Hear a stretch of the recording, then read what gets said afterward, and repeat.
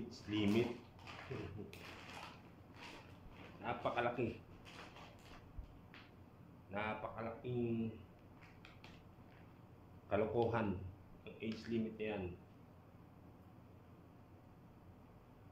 Kaya dito, sa pagkain ng kettle corn, walang age limit.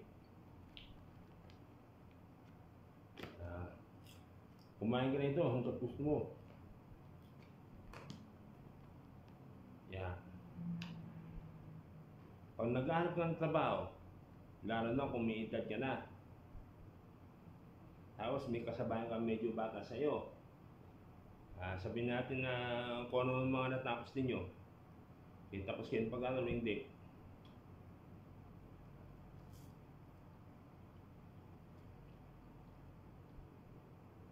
Tapos nung interview ka na, nung ikaw yung may edad na,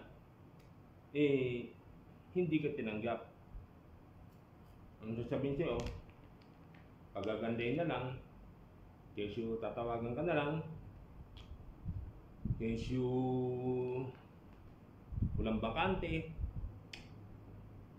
kesyo maraming nadahilan sa'yo. Nakaulolo, pagagandahin pa nila, hindi ka masaktan yung kalooban mo. Marami.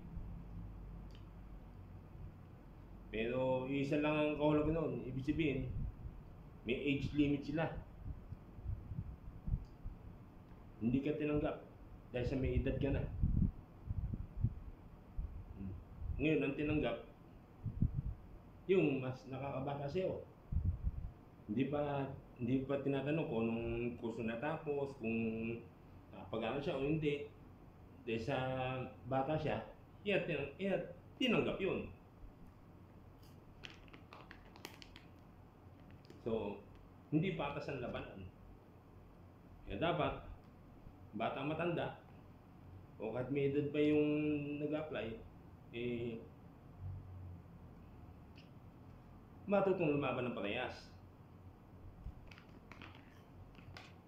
Kaya dito sa pagkain nito ng kettle corn, walang age limit. No age limit. Lahat pwede kumain nito.